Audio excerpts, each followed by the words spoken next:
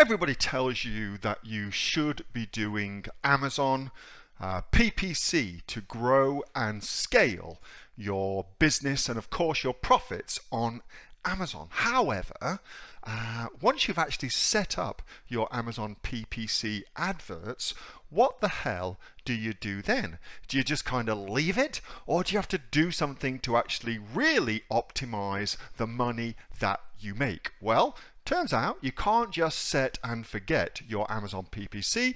You actually have to do a little bit more. You've got to kind of optimize it and really utilize the optimization strategies I'm just about to show you to really enhance and make much more money on Amazon. Now, before I show you that, if you like this kind of content, make sure that you like this video and subscribe to my channel. It really helps with the YouTube algorithm.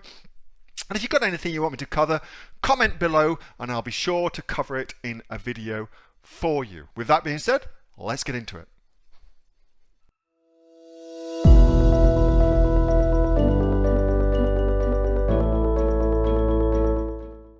Let's talk about something else. Let's talk about how to optimize Amazon PPC. Just out of interest, so that I know, who is doing on this call tonight Amazon PPC? Who's doing Amazon PPC? Just with a kind of show of yeses in the chat, just so I know where you're at. All right, fantastic. Well done, all of you people. So I'm going to do some very top level Amazon PPC strategies with regards to optimizing. So I'm not going to go through anything at all to do with the setup of Amazon PPC. Not only do I cover that in the training, so it's in there, but I've also just done a complete thing in my inner circle. And probably if you are at the point where you are doing Amazon PPC, you're probably in my inner circle. So you probably just saw me do a shitload of stuff on Amazon PPC at a very high level. So I'm not going to do that. Instead, I'm just going to show you some interesting things about optimization. Before I do that, I hope it goes without saying that your best optimization you can ever do is your product. So if you're trying to sell a product and you have not put it together very well, then Amazon PPC will not work for you. So all of your effort should first of all be applied in the low-hanging fruit, which is absolutely getting your product details page, getting your product details page set up properly, okay? So if you're not doing that, you should do that, okay? That should be where you should start. All right, so with that being said, let me just show you what Amazon PPC is, because I know some people will be like, what the hell is Amazon PPC, Asher?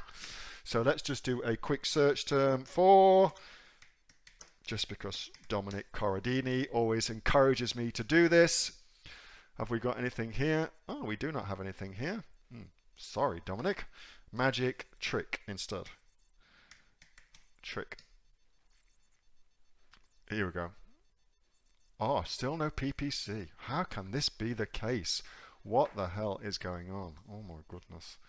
Well, there's some instant opportunities right there. Holy shit. Anyway, so here's PPC. Here, look. Where it says sponsored, that's PPC. It means it shows up when somebody types something in, and you only pay when somebody clicks on it. So pay per click, PPC. Okay? That's all I'm going to explain about Amazon PPC. So let's get into how you do it. Simply put, what you want to do is run what's called a search term report. So to do that, come to reports, and then you want to click on create report, and you're going to do a search term report. You could probably just do a daily for the last do a summary for the last 30 days on sponsored products. Bada boom, bada bing, run your report. That's what you do, and then you'll get something like this. Okay, that's what you'll get, something like this. Let me see. So this will give you, this is all based on what's called an auto campaign, which is what you absolutely should be running to begin with, an auto campaign. So how do you optimize an auto campaign? Pretty simple. There's lots of different things to look at here, but the first thing to note is you've got a mix of weird things like what the hell is that, and search terms. Okay, so let's start with the weird things. So I'm just going to take one of these little weird things. Let's just take this one here so I can show you something on the back of it. And this is for Amazon.com, so I'm on the right place. So that little weird thing there is actually a product ASIN. Okay, so let's just click into it. So a auto campaign will allow you to advertise here products related to this item. So you can see these are all sorts of different crazy shit. Anytime somebody clicks on one of these, like that, that would then appear in this search term report. So the ASIN just here appears in the search term report like here. Okay, and then you get to see how many people clicked on it, how many people, what it cost you for the click, what your spend was, and if it made you any money. Okay, so that's how that works. So let's start with a very simple optimization strategy for that. So here's that ASIN I just shown you, and it had 436 impressions, which means my product appeared there 436 times on this particular product details page. That's what that means. Okay, and from there 5 people clicked on it at a cost of $2.22 per click, and I spent therefore 5 times $2.22, $11.11, and I made in sales $149.91. Woohoo! So given that my spend is less than my break-even point for my sales, I am very, very happy with that particular thing. Let's go find something. So that is good. That's awesome. Okay, and now you've got 2 things you can do to optimize based on that. The first thing you should do is you should break out that particular ASIN and put it into its own campaign as a product placement campaign, just targeting that specific ASIN. So my product will always show on this particular product now, because I'm getting free sales, well, not free, but I'm making money from being there. So I want to do that as much as I possibly can. Okay, so I break it out and create its own product campaign based on that specific placement. Okay, so if it's making money, that's what I do. But what about if it is not making money? What would I do then? So let's just set up a situation. Let's take that particular one there, and let's say that my spend, I'm just going to put some figures in. Okay, spend here was $25, but I actually did make $49.97. Okay, actually let's just go increase that a bit more. So if you find yourself in a situation like that, where you've got a spend of $35 and it did make some sales, but those sales were not profitable, what you should do is you should, again, let's just pull out so I can show you Untitled number 5. So let's just get that information up for you.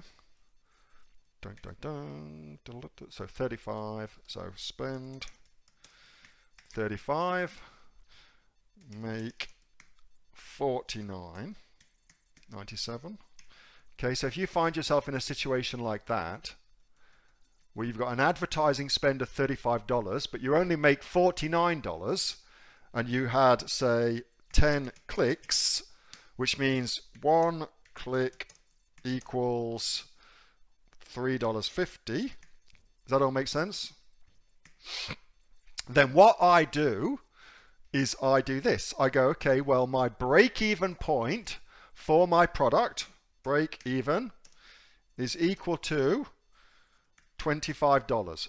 as an example. You should know your own break-even point, but as an example, that would be my break-even point, okay? So then I say, given that it took me 10 clicks to make a sale, then what I can do is alter my cost per click, to be equal to anything below $2.50. So like that, for instance. And then I would know if I make the same again, I can now make a profit of, well, it's only 10 cents, but it's not very much, but you get the idea, yeah? I can now make a profit. So there's two ways of doing that. You can either say, I'm going to go for profit, or I'm going to go for ranking. Okay, so profit means that you want a figure below $2.50 a click so that you're in profit, and ranking means that you're just going to try and make as many sales as possible at break even to rank your product. They are different things. You should treat them differently. Okay, they are different things. You should treat them differently. So that is one optimization strategy that two actually, that I undertake. Firstly, if I've got a placement that is working well, like, let's just go back over here, like that, for instance, that placement there is working well, then I will pull that placement out and set it up into its own placement campaign, just targeting that single ASIN. And secondly, if I find myself in a situation whereby a search term or indeed a placement is making sales but not making money, then I optimize my cost per click based on either wanting to use those sales to make profits or use those sales to get rank for my product. They are different things. They should be treated differently as well. So there you go. That's two very, very easy and very, very simple optimizations. But if you just do those two things, you will be so far ahead of everybody else. Well, not everybody, of most 95% of Amazon sellers who do not do any optimization at all. You'll be so far ahead of them just with those two very, very simple things. Okay, and then of course you remove those from your campaigns, your auto campaign, or even better, you add them as a negative for that campaign. Hope that helps. All right, so moving on. Any questions on that before I go? I know there's a lot. Optimization is where you make money. You do not make any money at all in setting up Amazon PPC. Zero. You make all your money in optimization. That's where all the money gets made. That's why anybody that just sets it up and then forgets about it, man, oh man, they leave so much money on the table. It's insane. So, when to remove? Immediately. How often should you optimize? Every week. Do you need to remove the? Yes, you do. Do the products need to be brand marketed? No, they don't. There you go. Boom. That was a video from my regular Monday night open Q&A sessions that I have with the members of the Aussie Online Entrepreneurs. Over 2,600 of us now here in Australia. We're actually the fastest growing e-commerce community here in Australia with sales of over $50 million. Now, if you'd like to learn more about joining the Aussie Online Entrepreneurs, click on the link below, or you can go to www.aussieonlineentrepreneurs.com.au. Thanks for watching. See you next time.